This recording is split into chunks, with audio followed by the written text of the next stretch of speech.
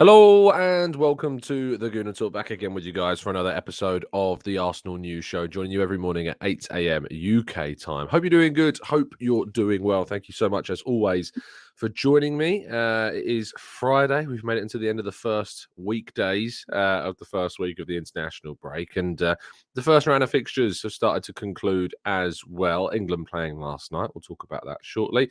But good morning to those joining us in the chat box. Hope you're doing good and well. Let's jump to the top of the chat. Matt G, good morning to you, to Martin, to Yomi, to Blackshine, Alpha, James, Clincy. We've got Alex, we've got Vala, Yomi, Johnny, Paul, NSW, Nav, good morning. And indeed, Vala, most of the chat box legends already here. They're quick. They know what they're doing. They set their alarms. They know what time the show starts. They are all ready and raring to go indeed. Right, as I say every single time, do drop a like on the video if you are indeed enjoying the content here on the channel. Leave your comments down below for any of the topics that we discussed today and you've got your thoughts on. I'd love to hear them. And of course, if you are new, make sure you click that subscribe button. So, we start with Bukayo Saka and Jorginho both playing in England's 2-1 win, which obviously England managed to win. I suppose it's revenge in some small, insignificant way that no one really cares about for the European Championship finals that England unfortunately were unable to win in 2021, beaten by Roberto Mancini's Italy then. However, in Italy, England coming out with 2-1 winners. Harry Kane breaking records for England's goal scoring. And Bukayo Saka started and was substituted in the second half. I think a lot of Arsenal fans would have rather have seen him substituted much earlier in the game. However, he did manage to stay on the pitch for a fair chunk of time. Jorginho playing, as I say, for Italy. Thomas Partey also completed 90 minutes for Ghana in their 1-0 win over Angola. I'm sure Arsenal fans, again, will not be particularly happy with the fact that he managed to complete those 90 minutes and they would rather see him rested. Ghana are expected to play another game, of course, before the international break finishes, with Partey being most likely to play the full 90 again. Now, in other areas, Arsenal have been linked with Rasmus Hojlund, the Atalanta Danish striker, and in Denmark's game yesterday, he managed to score a hat-trick on his third appearance for his senior side. He has, as I say, been linked with Arsenal in the past and looks to be one hell of a talent, 20 years of age, and is scoring at a rate of knots for Atalanta. Doing very well, both on the international scene and on the club scene as well. He's got 14 goals at 20 years of age in 33 appearances this season. And certainly someone maybe that Arsenal will be looking to potentially snap up. Goal record to be kind of compared to Erling Haaland is just, I just don't see the same level of return in terms of goals, but that could change. He could develop very quickly. He's not scoring at the same rate as Haaland did at the same age, but there is already being these comparisons made. Whether or not it's the Scandinavian link and it's a lazy comparison because of that, who knows? But yes, Rasmus Hojlund, one to keep an eye on, and Arsenal have been linked with the striker already leading up to the summer transfer window. Now, Arsenal have been nominated for a glut of March nominations for separate categories. The first, of course, is Reiss Nelson's goal, which was nominated for Goal of the Month, or Gotham, as I like to say, against Bournemouth, which he certainly did get plenty of them when he took that goal, and rivals were crying all around the country. But it was a great strike. The moment, the goal itself, certainly worthy of the award, and it's been nominated, and I will be shocked if indeed Reiss Nelson's goal is not the winner of that competition. Aaron Ramsdale in that same game, you may remember, saved a brilliant opportunity for Ouattara, scrambling across from the right to the left-hand side of his box to get his hands onto the strike from the Bournemouth winger, and that has been nominated for Save of the Month, and he will hope to, of course, get a chance at winning that as well, so Arsenal can pick up even more individual awards this season. Both Bukayo Saka and Leandro Trossard have been nominated as Player of the Month. Saka scoring several goals and Trossard with an absolute bucket load of assists during this month as well. Both would be worthy winners of this month's award, and we'll have to wait and see if indeed they manage to pick it up. And lastly, of course, Mikel Arteta. 4 wins, 14 goals scored, 2 clean sheets. It would be very surprising indeed if Mikel Arteta is not the winner of the competition for the month of March after having a fantastic time in recovering from that poor dip in form in February. Arteta potentially will be up again for another award this season. I think there's potential. I'm not sure if this is 100% right, but off the top of my head, I think he may then break the record for the number of manager of the month awards won by an Arsenal manager. I think I might be right in that, saying that. I think this is his third or fourth this season already, which is kind of mad thinking I think Arsene Wenger won it only once or twice during the Invincible season. So it kind of shows you how impressive indeed Arsenal have been and how impressive Arteta has been as well.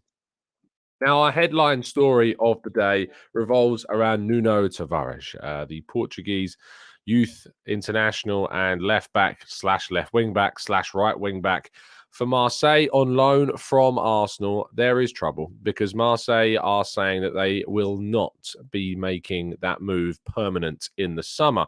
This is also coming off the back of him being basically labelled as too unreliable. He's not consistent enough, and he's not performing at a level that is required by Marseille. Arsenal are also said to be wanting to move him on a permanent deal in the summer. But certainly they have an issue, and Arsenal have an issue in what might happen with Tavares in the summer. They've got to find a suitor. They've got to find someone that can pay a fee for him. And I continue to go back, not so smugly, only a smidge of smugness has come from me on this. But for those that ever thought we'd be getting upwards of 30 million quid for this guy, I'm sorry, but you need to get yourselves back down to reality. Arsenal would be super lucky to make anything close to 20 million quid for Nuno Tavares. I'd take 15 million right now. If you offered me 15 million quid for Nuno Tavares, I am taking it all day long. Give me 15 million for Tavares and I am happy. Very happy indeed. Move him on in the summer. Make a profit, more than double than what we paid for him, the 7 million that we bought him from Benfica. And it would represent, in my view, a very good piece of business by Arsenal. Not that I'm smug. Just putting it out there, chat box. Not that I'm smug in any way, shape, or form. Not at all. Sorry, I just can't quite rub this smile off my face. Okay. Of course, we've got our Arsene Wenger prize going on at the moment, courtesy of Football Prizes. Is a signed and framed #1 Arsenal shirt, which you can win, UK only. There's plenty of instant win prizes as well. A signed Freddie Ljungberg shirt, a signed and framed Patrick Vieira photo montage, a signed and framed Jens Lehmann photo montage, and plenty of Football Prizes site credit as well. Over half of those tickets have now been sold. There is 4 days, 13 hours left on the competition. Do not miss out on your chance to pick up some tickets. Certainly worth getting involved. It's always great to see some of our listeners winning these as well and then sending in their photos with their prizes. If you do indeed have won a prize, send in your photos with your winning award. I would love to see it. Right, let's move to part 2 and your questions then right after this.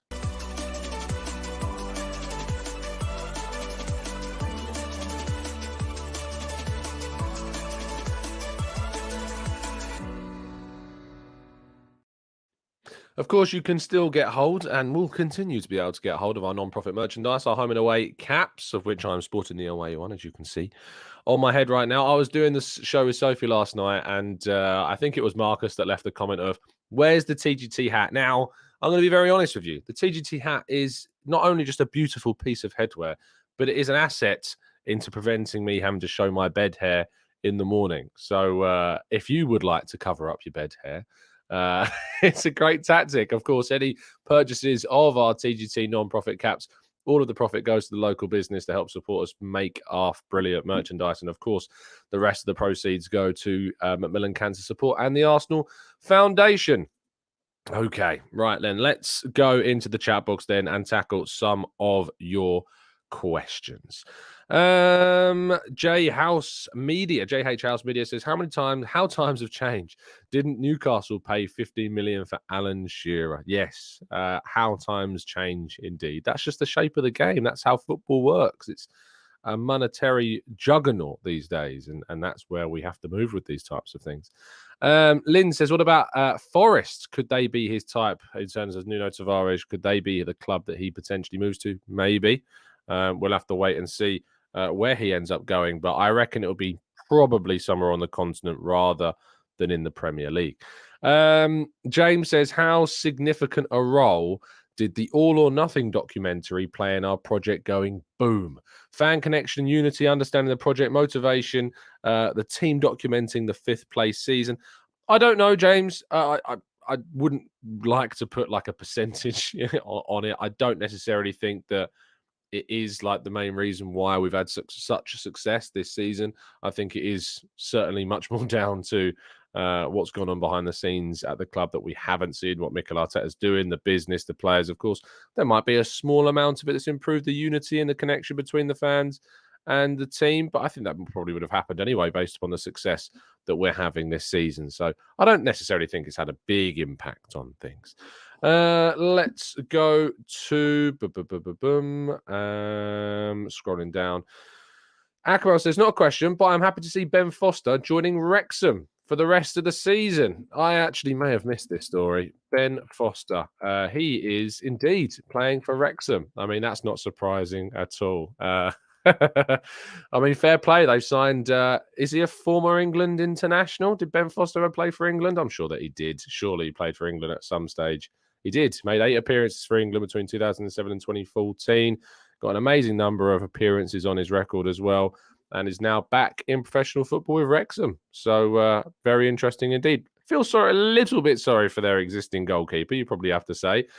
But I guess football is a cutthroat and ruthless game.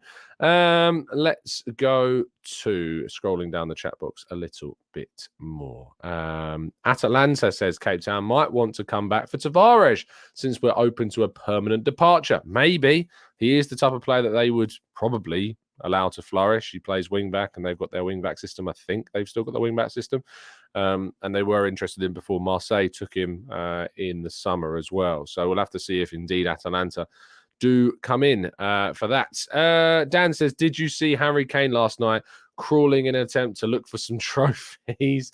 It is almost, I don't want to get, I don't feel sorry for Kane, but what I do say is I kind of feel what's the word I'm looking for? It's so disappointing to see a player of that level of quality so content with probably ending his career at some point without winning a trophy. It is rather amusing, but it's a real shame to see that level of quality wasted. A club like Tottenham, who knows what will happen in the summer? We'll have to wait and see. Anthony says, Tom, what's the new fancy picture coming to replace the blank space? Well spotted. What could be going in that space? Watch this space and you'll have to wait and see. Marcus says, I believe if we win one more game, we guarantee finishing above Chelsea, even if we lose the rest, and they would win the rest. What a turnaround. Yeah, of course, we're not thinking about that too much, and I don't want to think about losing every game bar one. But yeah, it shows you kind of the difference between the clubs, the overtake that's happened. Arsenal certainly moving above Chelsea again in terms of their stature in England, and hopefully that'll be made even more significant by a title win at the end of the campaign. Lynn says, Tom, after watching England last night, would you say that Saka is undroppable? Yeah, because we don't really have another option on the right. It's Sterling, you think of him very much as the left. Foden, I think, as the left. Grealish, I think, as the left. We just don't really have. Jarrod Bowen's really the only other one, and he's not had the best of seasons. So, yeah, I don't necessarily see us having an obvious option as another potential right winger in the England national setup. Maybe that will come with some development of young players coming through. But at the moment, I don't see an option for England in that position at all. Jay says, I managed to get some tickets to the Arsenal-Leeds game. A cheeky pre-match pint, Tom. I will be working, so there'll be no pre-match pints for me. What time is the game against Leeds? Arsenal fixtures. As soon as I finish work, maybe I'll be able to head. It's a 3 o'clock game. Depends on what time things are, but times what I finish work afterwards, but potentially afterwards, Jay, potentially. Let's go to SH says, told you about Hojlund. I said it. Cloning the not so smug. I'm joining the not so smug club. I would love to see him develop further under Arteta. You did indeed. You got to give people credit where it's due, just like Tavares. Not that I'm bringing that up again at all. I wouldn't do that. I wouldn't dare want to bring that up again.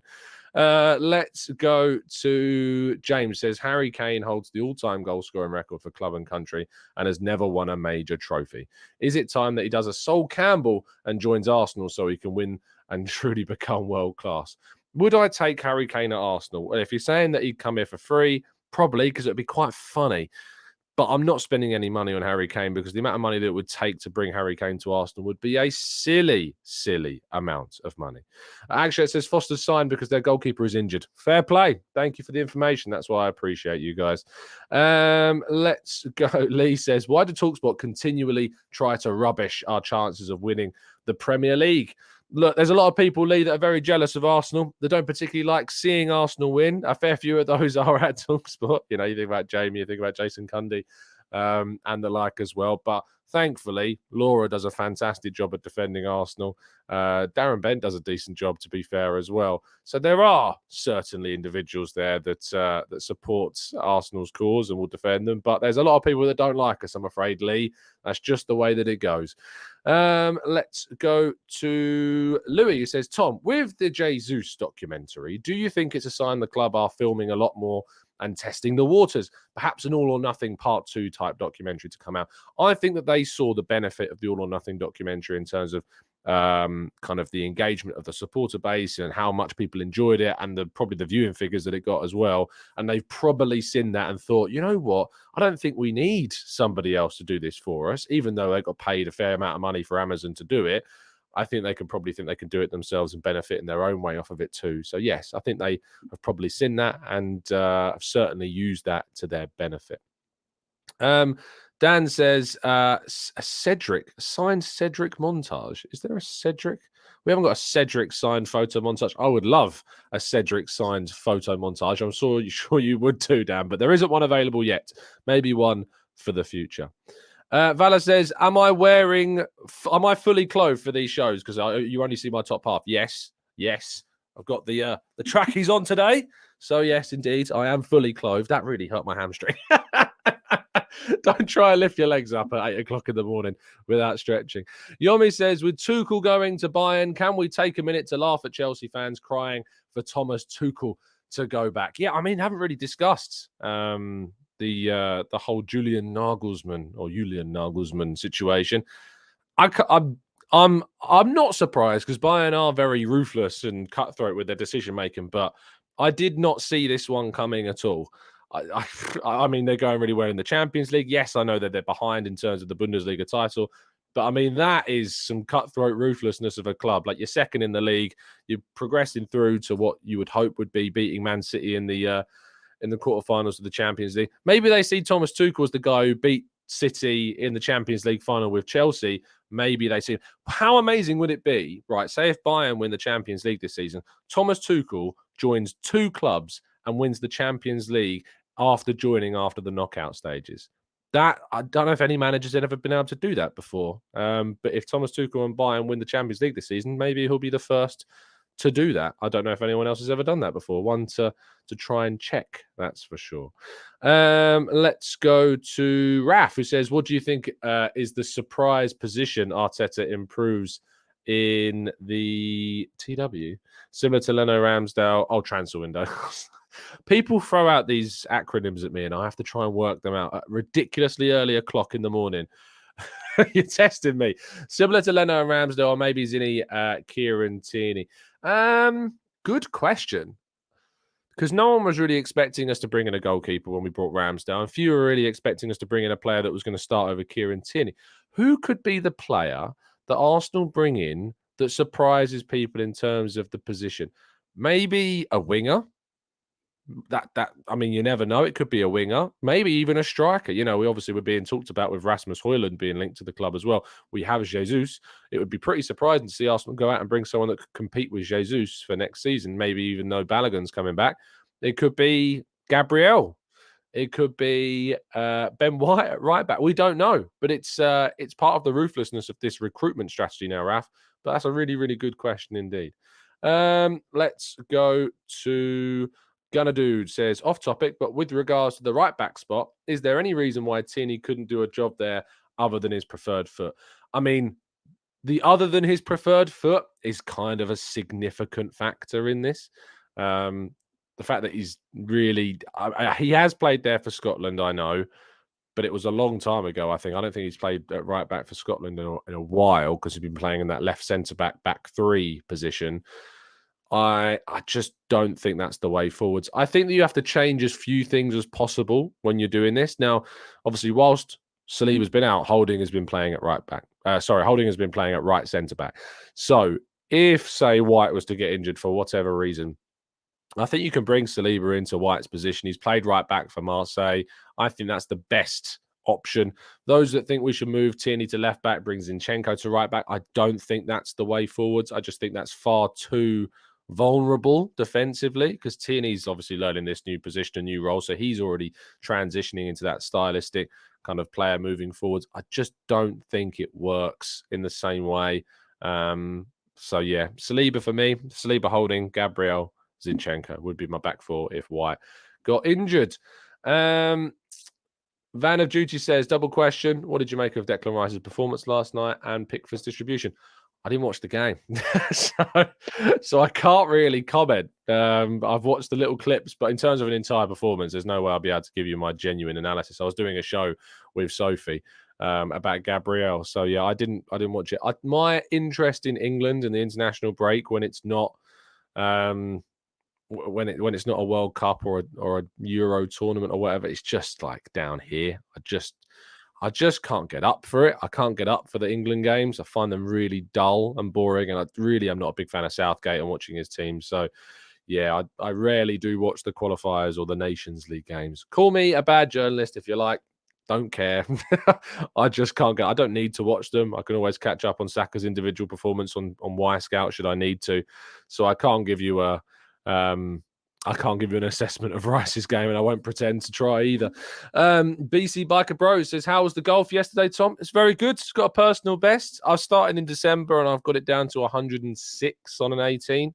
Someone said to me the other day that only 50% of all players ever break 100. So the fact that I'm down to 106 after 3 and a bit months, I'm very happy with that. Very happy indeed. Maybe I've got some natural talents because I haven't got it in football. I can tell you for that for sure. I haven't seen part 2 yet, Alex, of the documentary. I'm going to watch it today. I'm looking forward to it. It's on my list of things to tune into. Let's go to Dan says, hi, Tom. Do you expect a Liverpool situation for our midfield next season if we maintain Partey and Xhaka signs a new deal?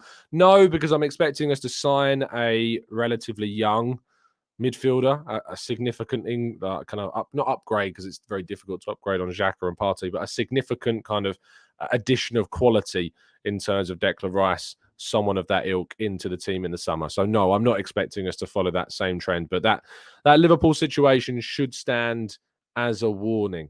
Why are you all saying Xhaka in the chat box? What have I missed? You're saying who should play at right back? Xhaka?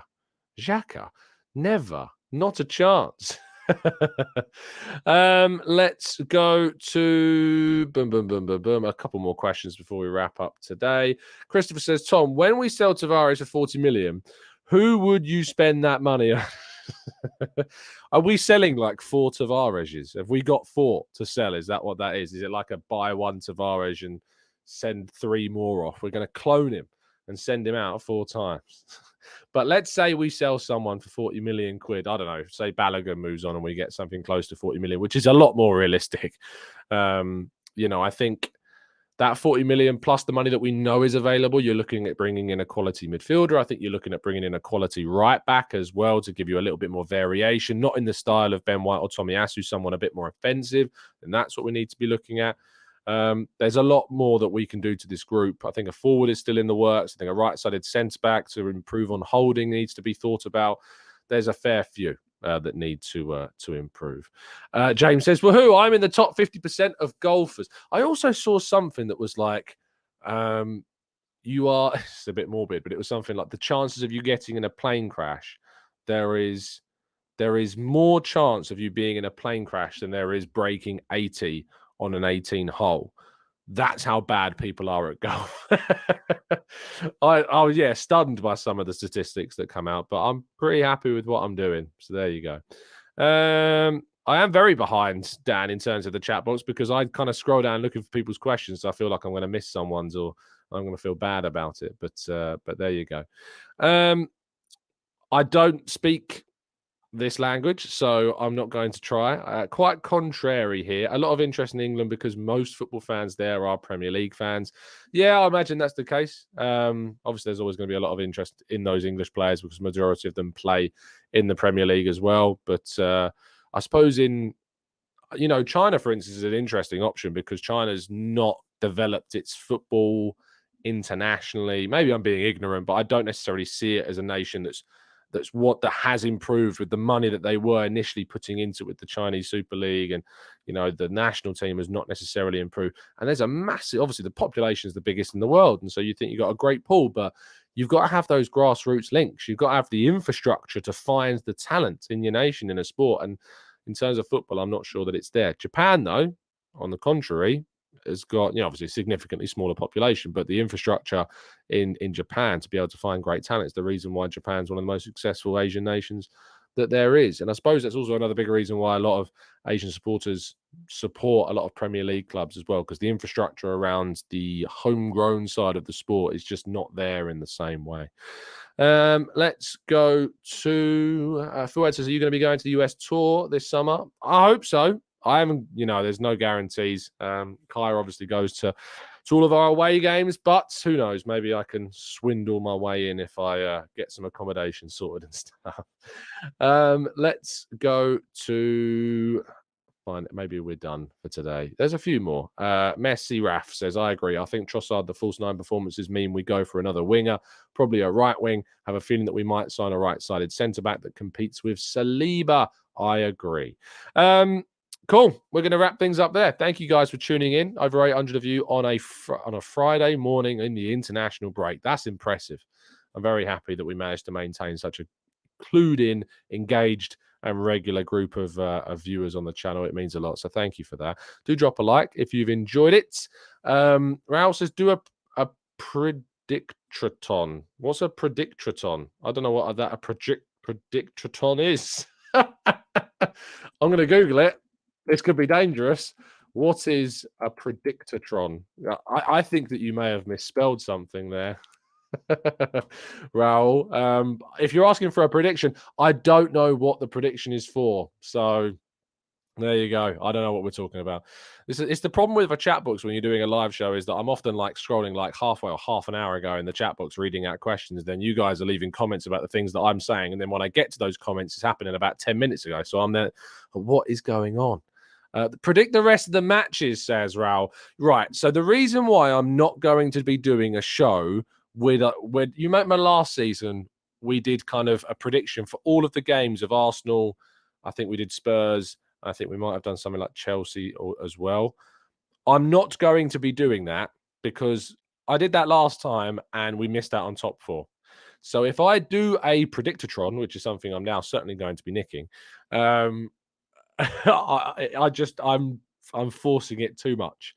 So no, not happening. Not doing a prediction for the last 10 games type show because I just dare not risk tempting fate to screw us over. It's just not going to happen. Yeah, see, Raf says, please don't do a prediction show. Not happening. I cannot tempt fate that much. It would be ridiculous. However, if you would like to do your own predictions, you can head over to football.london because there's a whole kind of game thing you can do to predict all the scores. So if that's your sort of thing, if that's sort of game you like to play, go over to football.london and you can find one there that you can click in all the scores and then get your prediction for the season. I won't tell you what mine was because again, I don't want to tempt fate. No interest in jinxing anything. Thank you guys for listening. Really appreciate your time as always. Drop a like, subscribe if you're new, and yeah, I'll see you again very soon. And as always, up the Arsenal.